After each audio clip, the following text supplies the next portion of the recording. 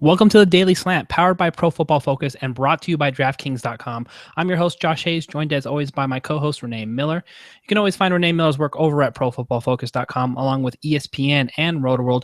And you can follow her on Twitter at ReneeMiller01, and you can also follow me on Twitter at JoshHayesFS. Renee, welcome to Week 11. How's it going? Welcome to Week 11. It's going pretty good. How did Week 10 treat you? It treated me well. I don't know if you remember how much I loved Michael Floyd and Carson Palmer. Yes, very nice. Seattle, but I stuck with that. I held on to that, and almost all my DraftKings lineups had Michael Floyd in them, so I had a pretty good night. Yeah, and he had a big game. Then he went in. He got injured, I guess, right at the right time, right after he gave you his last bit of fantasy goodness. So here's hoping he jumps back into the lineup here for Week 11. I actually have John Brown as a target for me coming up this week, based on the chief executive of fantasy, Mr. Mike Clay, projecting him number 1 overall in the wide receiver quarterback matchup seat. So I think it makes a lot of sense for some good reasons. So we'll talk about that as we get into the show. As always, we're going to break down our Week 11 picks by position. And we'll talk about the upcoming articles that Renee and I have towards the end of the show. Before we do that, just want to let you know that football is in full swing here. The fantasy playoffs are here every single week on DraftKings.com. It feels like the playoffs thanks to 1 week fantasy here at DraftKings, with millions being awarded each week. Every play and every game can take you closer to a life-changing payday. This isn't fantasy as usual. This is DraftKings. Welcome to the big time. Hurry to DraftKings.com now and use the promo code PFF to play for free with your first deposit in this Sunday's $1 million fantasy football contest. Enter PFF for free entry now at DraftKings.com. That's DraftKings.com. All right, let's go ahead and start at the top like we always do, Renee. Quarterback position. Who's going to be sitting in the shotgun here for you in Week 11? There isn't one guy that I'm going to this week reliably over and over again. I think I'll be diversifying at quarterback this week, as opposed to some other weeks where I'm pretty sure I have a really good feeling about 1 or 2 guys. I think the two at the higher end, and they're not the 2 highest end, but just below them, Matt Ryan and Phillip Rivers are both pretty interesting plays. And just below them, Cam Newton would be some of the pseudo high-end guys that I'm targeting this week. All in good matchups, all very capable passers, and again, fairly priced. I kind of, Matt Ryan's interesting, and I like the matchup against Indy, and for whatever reason, maybe it's due to injury or just lack of performance or the pass rush related to Indy, but Vontae Davis went from lockdown corner to like an actual fantasy target. Sort of, it's flipped here in the second half of the season. So I thought that piece of information for Julio Jones, being as highly projected as he was, facing or most likely to face Vontae Davis in shadow coverage. So do you feel like there's been a shift in his fantasy sentiment or in terms of defense, or what's the reasoning there? I mean, I think he's been beatable by, I think it's a talent ratio kind of thing. I think he's still a very good corner, but I think the caliber of the receiver that he's facing has a lot to do with it. And I think Julio Jones, his ability swings this matchup chart quite a bit. Boosting Julio Jones pretty high in the overall rankings. All right, that makes a lot of sense. And I've had a Matt to Julio hookup more than half the weeks in the NFL DFS this season, so no reason not to continue that trend there as well. Wanted to get your take here on Derek Carr as the number 2 overall projected Fantasy Labs / PFF quarterback coming into this Sunday. Interesting. I can understand why. Aaron Rodgers was a popular target, but then Detroit did something weird, which is like hand Aaron Rodgers his 3rd straight loss. So how are you viewing this given his projection for this week? Yeah, and Derek Carr had a little bit of a down game in the bad weather against very good Minnesota defense last week. He wasn't awful given his salary, but not quite as good as he had been. I think he does have a bit of a bounce back week here. Again, he's not a guy that I'm all in on. I'm just kind of lukewarm on a lot of quarterbacks this week, and he's one of them. I just wrote up guess who. Michael Crabtree. And I was gonna say it's Crabtree or Dalton. I don't know if we were talking about quarterback or wide receiver, but I was like, well, are we talking We're about talking about Carr? So yeah, my mind goes straight to Michael Crabtree. But special place in all of our hearts. Yeah, for sure. But he's Michael Trapsky's got a top projection. So I was going to ask you about that once we got to wide receivers. But do you think that's what's primarily related to why Derek Carr's rated so high this week? Right. Yes. So I think the two of them together will kind of rise or fall. And I don't know. I mean, Aaron Rodgers last week, I'm wordless. I don't know. I don't think it's due to Detroit, though. Yeah, what I'm going to do is, I mean, this is as down as I think anybody's been on Aaron Rodgers all season long for what he's produced here. I mean, people were pretty downtrodden with the Denver performance, which is maybe one of his worst games of his career, but granted, it was against the number one defense in the league. So now, it's interesting too, because this is actually 25.12 points on DraftKings, which, isn't that bad in 333 and 2 scores, but because they lost and because they only put up 16 points, people still feel like men are like, man, what's wrong with Aaron Rodgers? So I really feel like the narrative has shifted on him, and between that and the 3 straight losses that they've had, I feel like you're going to get even lower ownership on Aaron Rodgers than you've ever had. It is a road game against Minnesota, which is also going to put people further off of him, and so maybe it's a trap, but I'm going to step into it anyway, and I'm going to roll Aaron Rodgers. Now, the only question I have, if you can sort of be my cohort in the Aaron Rodgers experience for Week 11, what do you do? Because Randall Cobb hasn't been an effective stack. Okay, James Jones is sort of pretty much wishy-washy. Devontae Adams actually had a pretty good game, but he's fairly cheap.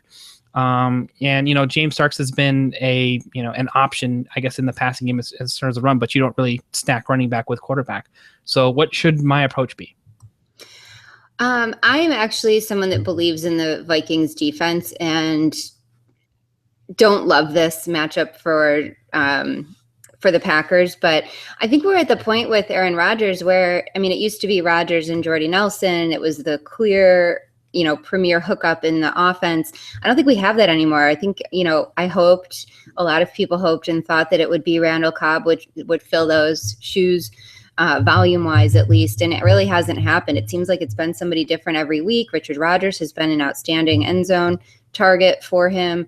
I might go that way if we were, if I was forced to take this journey with you, I might do double Rodgers again, which is what I've done quite a bit. If I've used Aaron Rodgers, is also used Richard Rodgers, and I've done it on the right weeks, miraculously enough.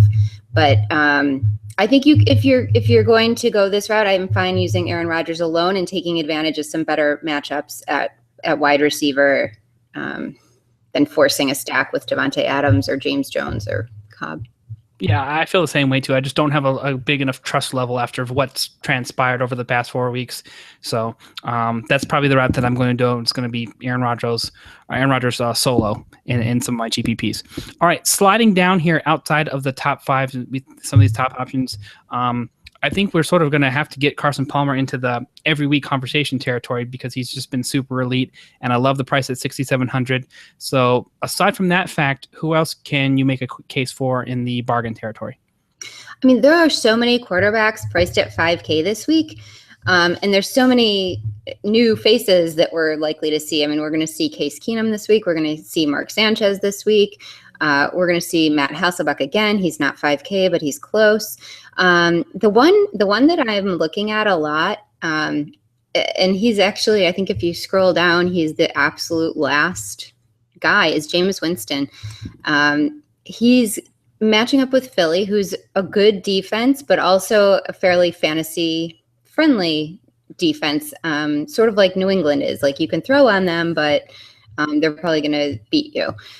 Philly's defense is opportunistic, and it's not that Winston hasn't made mistakes, but his game log is among the more consistent that's out there this season. I mean, he's pretty much between like 14 and 20 points every single week. And for 5K, that's a good enough floor for me. If you can build, some high upside tight end or receiver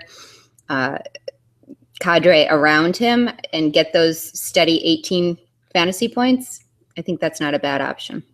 All right, fair enough. I can see myself sliding down to that area. I haven't stacked. I'm be honest. I haven't played Jameis Winston all season, and sort of, the times that I've considered him, I would have either missed or not been on him when everybody else picked a good spot. But I can understand the spot for 5K against Philadelphia.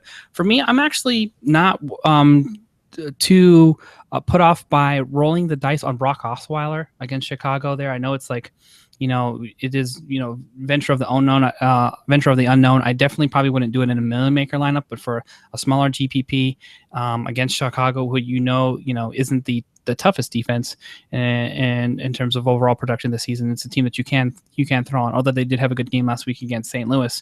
I wonder if, given the weapons, he can sort of succeed and at least meet the price tag at 5K, similar to Jameis Winston. So that might be a route that I want to go. I also feel like I should have some shares of Marcus Mariota, but my only concern here is that they have some serious wide receiver issues. I would feel better if Kendall Wright was back in the lineup and healthy.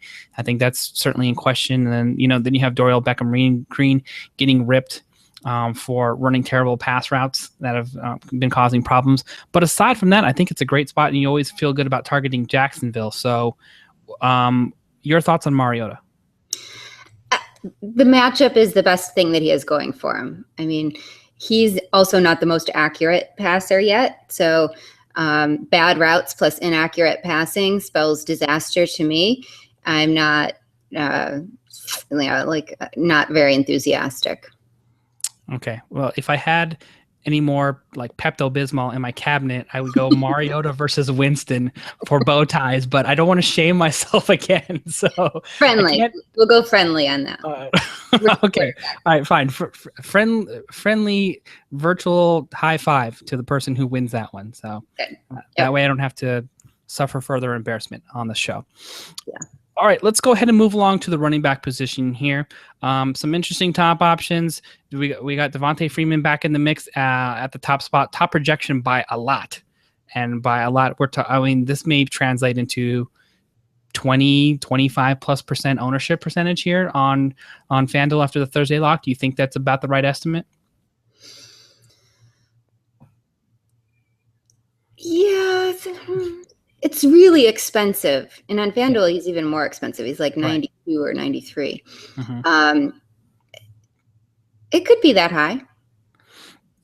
Now, the question is, obviously for me, if once we get into the 20+% range on almost any player, that excludes him for the majority of my GPPs, unless it's so cheap that you have to be with the public, so to speak, and, just take the points and get your, lineup differentiation elsewhere. That's certainly not the case with Devontae Freeman. And I feel like he's actually probably the safest running back all season long.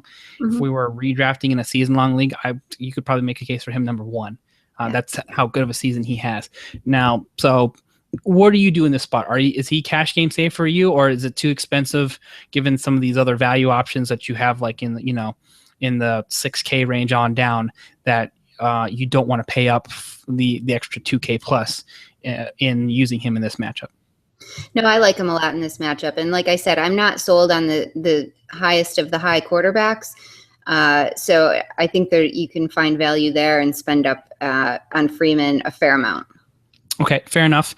Now, once we roll out of the $8,500 price territory, we've got a slew of running backs in this 6K-ish range on DraftKings that you can all make a case for. I think this is where like a lot of people's like cash lineups and GPPs are going to be like make or break in these situations. Mm-hmm. What you do at RB2 and utility. So help me sort this out here. Who's the best of the rest? I think you're totally right about that. And my favorite, okay, yeah, there's so many that I like. I guess my favorite is Lamar Miller. Yeah. I just think that he's been so consistent, particularly for cash games, but he's involved in the passing game. And I think I was actually just writing about him for the Contrarian article that I do, that there's been so much talk of Jay Ajayi. He I learned how to pronounce it from Jeff because he did it so well. He was like Ajayi. So there you go. There. Okay. That people will be down a little bit on Lamar Miller, but My take on this situation is that his emergence might be better for Miami's offense, but I don't think it's necessarily going to eat into Lamar Miller's role. I think that he's been great since the coaching change, and I think that's going to continue. And they'd be foolish not to change the one thing that's working. So I think they'll add Ajayi into the mix, but I don't think it's going to take away from Lamar Miller. He's my favorite. I think it's like a little Mrs. Dash of Ajayi, like 5, 7, 8 carries, so he doesn't have to be approaching 30 plus touches, between the work that he does in the passing game, which is very good and very effective. So I definitely like Lamar Miller at 6,200. I think we might be in some must-play territory here with Sharkhandrick West for 4,500. The price is so cheap, and the matchup is the best on the board. I'm going to say here with the worst ranked overall defense of the San Diego Chargers and the worst ranked run defense.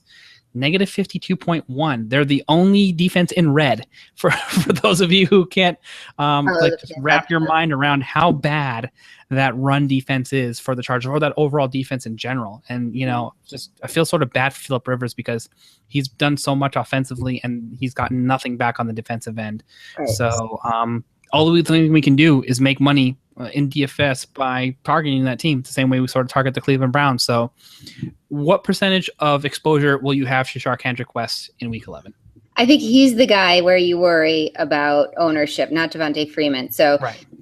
But he's the guy that, again, like you said, you just own.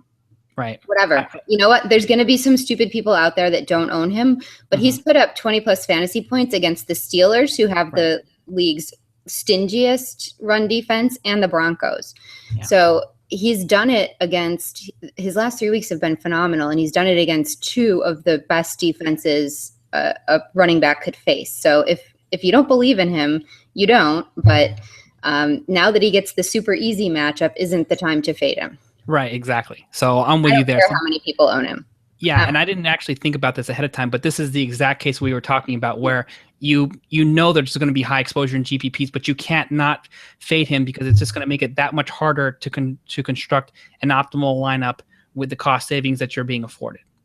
So this is like week 1 Devontae Adams all over again. So there you have that. Now, to Gurley or not to Gurley for 7,600. Super consistent, elite matchup against Baltimore, but sort of in the more expensive price range in terms of, what you can do, because you can get down to, Lamar Miller. You can get down to, even a good cost savings from Adrian Peterson at 6,800. Jeremy Langford is a guy that I thought we had to get off of in bad matchups, but he's proven himself to maybe be a little bit matchup proof. This is another tough matchup against Denver, but then again, we're facing Brock Osweiler. So I'm in a quandary with Jeremy Langford here. So what's your take on some of these options that I just mentioned? Yeah, I mean, Langford did it last week in what we thought was, I had to use him in some season long. I'm trying to think I don't think I had him in any DFS lineups last week. I took him out. I faded because St. Louis is such a tough matchup. So, and he went off. I mean, he won me a couple weeks in season long. So, and everyone was like, "What? Why do you even play him?" I had to. It was like literally I had no one else, but it was not smart. So I like Langford. Clearly, he is the guy. He's going to get the volume, and it certainly eases my mind a little bit that Sharkhandrick West was just able to be successful as both a ground and receiving threat against Denver. Todd Gurley, I don't know. I'm hesitant about because of the value and that we can find elsewhere, and also just because I don't know what this offense is going to look like under Case Keenum. I mean, this could be a 3-and-out offense all day. Yeah, so he can be really good, but he can be really bad too. Yeah, you know what gives me some some good feelings about the situation is the sort of the reverse thought. I mean, in Case Keenum, it's like if they're smart, you don't put Case Keenum out there for 35 plus 40 passes. You try to feed Gurley as much as possible. I know that's probably going to be 8 in the box, but I'll take the touches and the volume anyway because he's sort of figured out a way to just get. I mean, this is basically what's been happening anyway. They've been slowly trying to be like, we need to protect ourselves from Nick Foles and his, bad play for some time now. Right. So this is, I think it's sort of The girly it can't shield. be right. Well, I don't know, sort of situation where like how much worse can it be? With Case Keenum in the lineup, it might actually be an upgrade. So the only problem I have is that we keep coming back to the same sort of guys that we've talked about that are that make sense for better prices as good value plays, and it just makes less and less sense to pay up, for the top options and running back when you have that solid group of 5-6 guys that are all $1,000 plus cheaper. So, any other home run plays that we need to pay attention to before we move off of running back? I mean, I like Danny Woodhead again. I think that with the receiving operation in San Diego being broken and injured and off the field, that his role is very secure. He's always reasonably priced, and I think easily meets value in PPR if you want to fill that spot in a way that at least I feel like 50% of the people never will, because they just have a hatred bias against Danny Woodhead. But I don't know that he's a home run. Yeah, well, and especially in sites like DraftKings where the point per reception value is much more valuable. I definitely feel like sort of Danny Woodhead has become what they thought Antonio Gates would be, which would be that safety valve that gets the ton of targets. I feel like he might be the leading target guy from week to week, just based on that offensive line and the fact that that's how they're making use of their running game. Now, they're not even going to give anyone, they might even give the running backs total any more than 20 plus carries overall, but they'll just run the screen game out of the backfield, and that can serve as the same sort of situation as a sweep to Melvin Gordon. So all right, I think we have sufficiently covered running backs. Let's go ahead and move forward to the running back position. I'm sorry, the wide receiver position here in week 11. Now, we've got some top options. Before that, I want to get your take here on what you do with Dez and Tony Romo back in the mix for week 11. I'm not using either in week 11. All right. I want to see it first. Okay. Like, I don't think Tony Romo is going to come out and throw 400 yards and 200 of them be to Dez. I am, and we haven't gotten to it yet, but I am a little bit optimistic about Jason Witten's outlook this week. Sure. Yeah, I don't trust Dez. Sorry. Okay, so wait and see approach for the first week. See how back Tony Romo looks to being Tony Romo, and then you can go forward. I'm with you there overall. There's some great plays, and with the top end quarterbacks taking people like Larry Fitzgerald, who to me, I'll never understand the DraftKings price on him. As far as a guy who gets priced outside the top 5 but produces like the top 3, top 4 wide receiver all season long. So whenever you have the situation, you've got your boy Crabtree. I like Calvin Johnson this week at 7,200. I just went on 120 Sports and talked about how the Lions absolutely cannot run the ball, and the one place you can expose the Oakland Raiders is in the passing game.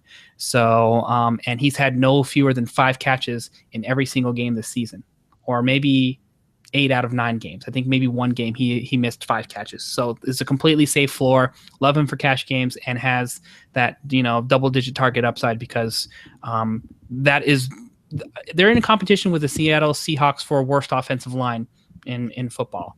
So the Detroit Lions, which is one of their major problems. So that's my reason for liking Calvin Johnson. Who are you staking your claim with for some top wide receiver options this week?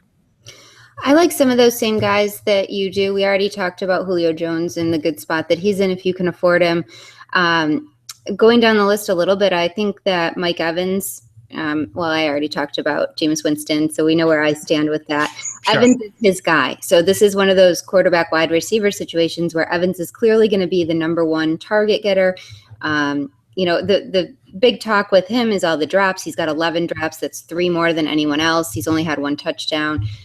He's also 8th in targets and has 3 of his last 4 games. He's caught over 120 receiving yards, or gone for over 120 receiving yards in 3 of those games with 8 catches in each. So he's been doing just fine. We don't get deducted points for drops, and the touchdowns would be nice, but they're hard to predict, and I think they'll come.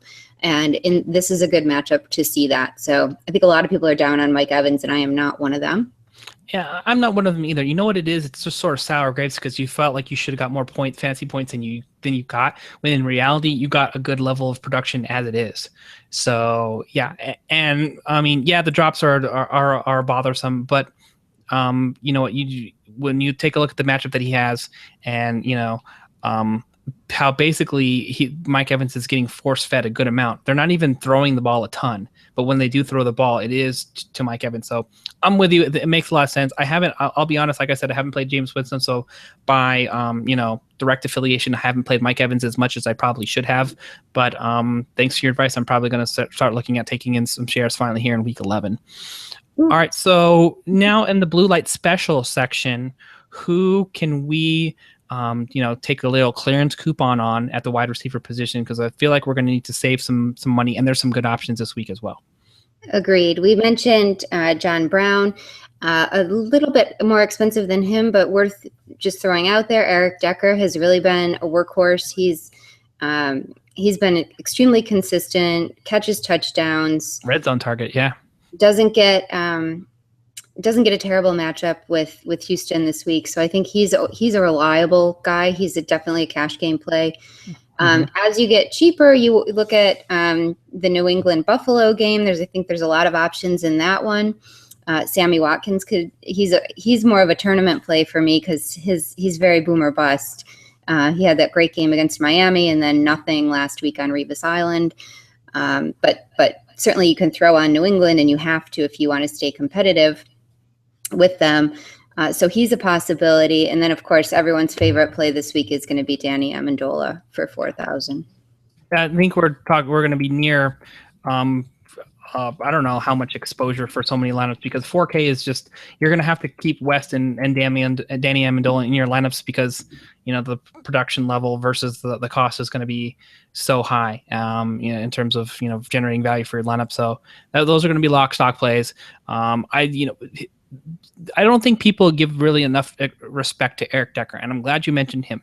So I just want to quickly review this game log. Okay, 6 catches against the Bills, 6 catches against the Jaguars, 6 catches against the Raiders, 6 catches against the New England Patriots, and then he goes down to 4 catches in the 4 games before that, 4 catches and 4 catches, and that would be 5 touchdowns in 6 games. They're double-digit points, no less than 14.6 fantasy points on DraftKings in every single game. And then actually is if you ever watch Price is Right with the mountain man going up like this, that's Eric Decker's price or production. 14.6, 14.9, 15, 18, 19.9, and then before he falls off the hill, it's 20.5 here in week 10 against the Buffalo Bills. So how do you not like this guy given the price that you've been given? Everybody loves Brandon Marshall. He's been a great target for, Fitzpatrick as well. But don't sleep on Eric Decker, especially in plus matchups like we have this week again. So there's my rant on my value play for the day, aside from the obvious one in Danny Amendola. Love it. All right. Any other? So there's the St. Louis guys, Tavon Austin. I'm still debating whether he makes my article because I was on him the one good week that he had, and I feel like I should just maybe leave that alone. Let that stand alone. I called one good Tavon Austin week. But he's in another good spot again this week. It just, it's a much riskier situation, I think, with the new quarterback and less rapport. I've heard some people talking about Brian Quick, and there is that whole theory of the backup quarterback and the, third or fourth string wide receiver. So those are some guys to think about, to keep an eye on. I wouldn't have, we're talking about like one tournament lineup maybe. Right.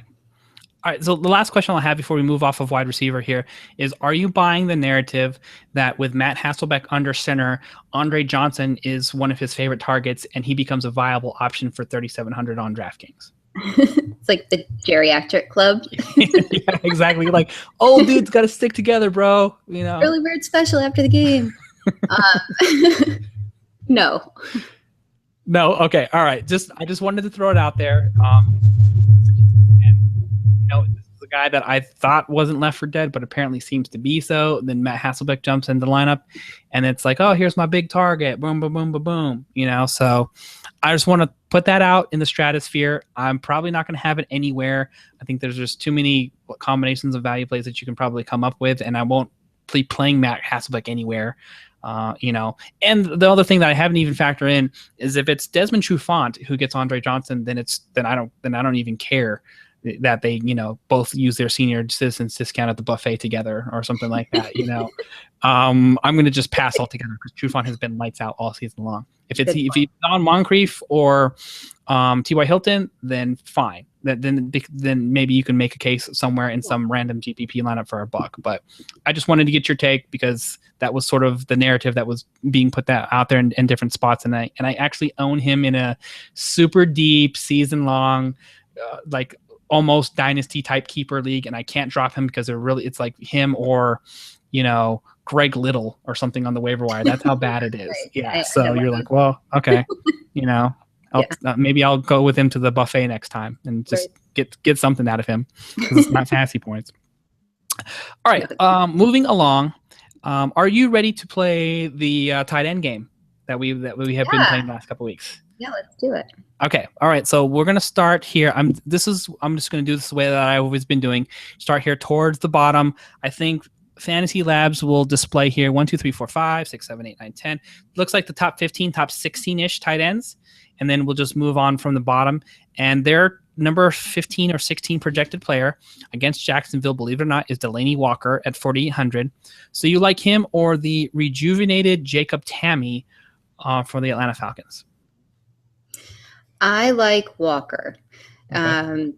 If you're playing Thursday, he's got, neither of these teams plays any defense. So, both sides of this game offensively make good targets. If you're playing any sort of primetime league or just a regular slate, I never go all in on the Thursday night game on the full weekend slate. But Delaney Walker, I think, should be the top target for Mariota, and that's worth more than who was the first one you said? Jacob Tamme. He's so good, you've already forgot his name.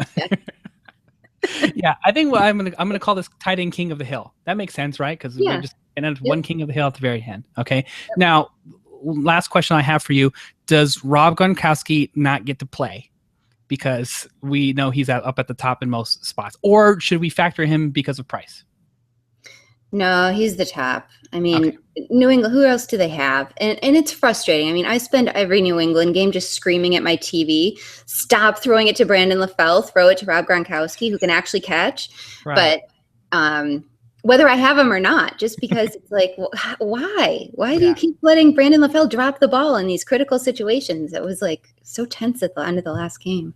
I know. Well, maybe Belichick will hire you as quality control manager or something like that, or you can run the jugs machine during practice and make sure LaFell's hands look good, or he sits on the sideline. I would love to. Who else are they going to start? They have to put him out there, but man. Yeah. Well, okay. So, all right, tight end king of the hill, Rob Gronkowski. You don't get to play because Renee said so. Right. Sorry. All right. So we move on from Delaney Walker to Zach Ertz. Walker. All right. Delaney Walker, Texas Ranger, or Kobe Fleener? Walker. All right. Delaney Walker or Eric Ebron? Ebron gets the Raiders. Yes. The Saints, I think, ESPN's fantasy points allowed table says differently, but the Saints have actually allowed way more receiving yards to tight ends, and Oakland's barely holding on to this dubious distinction on the basis of their 11 touchdowns that they've allowed to tight ends now. That's pretty remarkable. But so he's the guy this week, and we've talked about other Lions that we like. Mm-hmm. I'm on Stafford. You're on Calvin Johnson. Right. I think Ebron is a perfectly reasonable play. I don't think it's going to be a miraculous 3-touchdown, 130-yard game, but it could be 1 touchdown and 70 yards. Is that good enough to beat Delaney Walker? Is it good enough to beat Delaney Walker? I'll say yes. All right, Eric Ebron, you have officially knocked off the 3-round advancing Delaney Walker. So Ebron now faces Jason Witten. Oh, God, that's tough. Because I believe in the Romo Witten connection. I alluded to this earlier. I think that Romo is going to come back. He's a gunslinger, but I think maybe he's going to go short range a little bit to ease back in. And I think Witten. All right, going with a gut. Witten to Romo, Hall of Fame duo. All right, Witten, you officially knocked off Eric Ebron. That was a short-lived win for him. Jordan Reed against Carolina or Witten? Witten. Wow, no question. I would have taken Reed in that spot personally because I know Carolina is a high-grade defense, and I don't know if Kuechly is ever in coverage or how they would sort of defend that. But I feel like Reed is the safety valve, and he's the snuggie for Kirk Cousins. Yep. So. All right, but if you believe in Witten, then fine. He advances, and he advances on to Jimmy Graham against San Francisco. I hate Jimmy Graham, and I hate hating Jimmy Graham. I know. It's really such a Feels bad. so wrong. It is wrong. It just doesn't feel wrong. It blatantly is wrong what Seattle's doing. I have a great sidebar that I have to quickly mention about Jimmy Graham, and it's really just related to Russell Wilson and how bad he's been. Mm-hmm. There's actually a GoFundMe listing out there somewhere for Russell Wilson and Sierra to go have like a romantic night weekend because like the Seattle fans are all blaming on his whole relationship with Sierra / abstinence until they get married on him having the worst season of his career. So they're like, listen. Sierra and Russell Wilson just need to go make it happen. We set up a GoFundMe. We're paying for your romantic weekend, Russell Wilson. Do what you need to do and then get back on track so we can sort of make the playoffs. Wow. So if you want to support that, then go search for Russell Wilson GoFundMe or something like that. I'm sure it's somewhere out there on the web. And then, if you're a Seattle fan, maybe that's what he needs to get back on track because otherwise Jimmy Graham owners like myself in season long are suffering through another 3 catches for 41 yards. So I don't know how you not advance him off of Jimmy Graham, but he's got a better projection. I'm gonna go Jimmy Graham. Oh wow! So, wow. Okay. Well, I guess you're going to be contributing to the GoFundMe this weekend then. Yep, I am. I love that. All right. Jimmy Graham now faces Antonio Gates. I'm just looking at his injury. Oh, status. okay. Yeah. Yeah. So he always sits out on coming off of the original injury earlier this season. But I do love this combination at home. They're always, I think, slightly elevated when they're playing in San Diego, and that seems to be more the case this year than even recent history. So I'll go Gates here. Okay.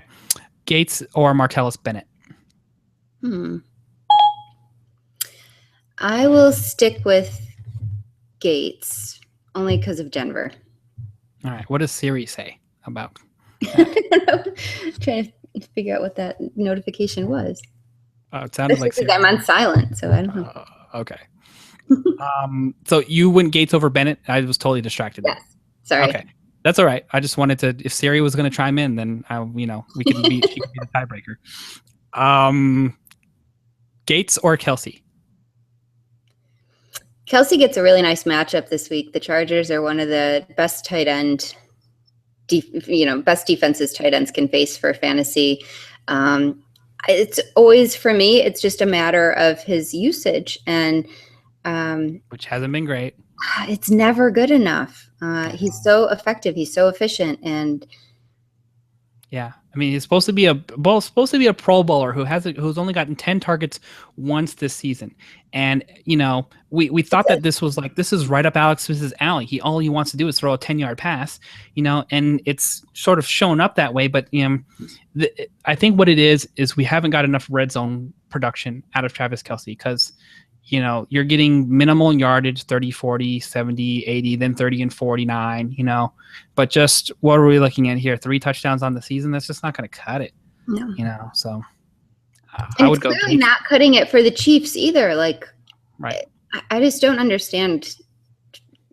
I understand how he keeps popping up as a top 5 projection when every week he keeps letting people down or is there like a glitch in the matrix or something like that? Because I would just take Gates. I think because PFF relies on, that's the Fantasy Labs projections. I don't know what they rely on, but they're using Mike Clay's projection. So high. His efficiency is so high that everything points to, if he got 19 targets, he would have 17 catches in 170 yards. It's a strictly linear volume related solution. I don't know why the Chiefs don't see it. Bales told me Bales did tell me, by the way, that he's just importing Mike Clay's projection for Pro Football Focus. Okay. So on ProFootballFocus.com, they're all based on Mike Clay's projection. So there's that. So what did we finally decide on Gates in the end here? Okay. Yep. Gates or Olsen? Gets Washington. Yeah. Gates is a significant savings, so you might want to factor that in, but I do think that Olsen has a really nice week here. Clearly, I mentioned Cam Newton briefly as one of these kind of sort of fine quarterback plays in the upper mid-range, and that's because he has Greg Olsen. Greg Olsen is capable of having a huge day any given week and has a reasonable floor. I mean, he's let us down in a couple decent spots this season, but overall, he's one of the more consistent high upside tight ends. So I would go Olsen. All right, and then we're down to the final three here. Olsen or Tyler Eifert, who is actually projected for the same amount of points on PFF in the Fantasy Labs optimizer, but is $300 cheaper. Mm-hmm. Yeah, I'll go Olsen. Okay, and then we have the grand finale. Can you play Greg Olsen over Gronk? Oh, Gronk is the one left. No. I mean, this is a money aside thing. So okay. I think that Gronk outscores Olsen. All right. And now if you have to consider the $1,500 cost savings, does that sway you enough, or do you really just want to push Gronk into your lineup this week knowing that Julian Edelman's out? That's what I want to do. Yeah. Okay. I felt like it was that, but I just wanted to give the price consideration a shot. Yeah. All right. We'll be very, very transparent. I'm going to have Rob Gronkowski in a lot of my lineups. Okay. I thought that was what the Brandon LaFell, you trying out for, Jugs Machine coach whole thing was about in the beginning, but I just wanted to clarify. So good that we did that. Okay. I'm resting my throat up for all the throw the ball to Rob Gronkowski. What you should do is do a Vine of a video of you yelling at the TV when Rob Gronkowski is running wide across the middle and they throw it into double coverage to LaFell and he drops a 40-yard bomb or something like that. Right. That's going to happen so many times. Yeah, absolutely. All right. Seattle defense is up top here in the projection, and for good reason, against San Francisco. We've got Denver against Chicago and Philly. Those are some of the options I'm considering. What about you? Are you pivoting off that at all? No, you just named my top three. Seattle, Denver, and Philly. Okay. Top three. Now, sliding down here, those are all pretty expensive options, with the exception of Philadelphia, which you get a nice cost savings on DraftKings at $3,100. Anybody else that you can sort of drop down and make a case for? We've got the Falcons and the Panthers both at 3,400. I think are fine. Right. They've both been very good fantasy defenses. I don't think people include Atlanta in that category very often, but they really have. They've really been opportunistic enough defense, especially against bad offenses. And I know Hasselbeck has been okay, but it doesn't mean he's going to be okay this week. Okay. Fair enough. And then I think the last one that bears mentioning too is if Brian Hoyer does not play, this is a bad, quarterback situation overall in Houston that has no running game.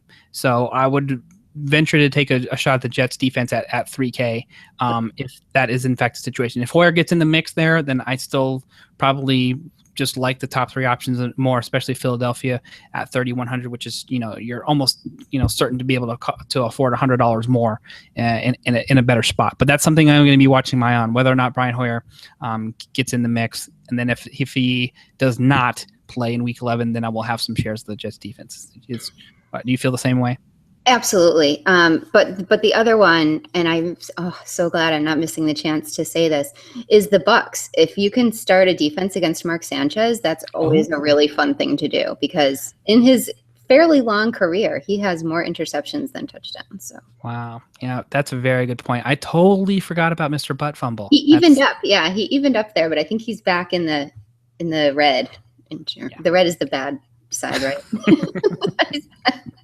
For those of you who aren't didn't interpret the premium statistics accurately, red is bad. Yeah. By the way, Mark Sanchez, if you want to just talk about where he is elite, I'm going to say hairband. He's got one of the best hairbands in football. You know what I mean? It gets a nice little poof, like they're like a 6th grade girl, you know, and I don't know why he wears that personally.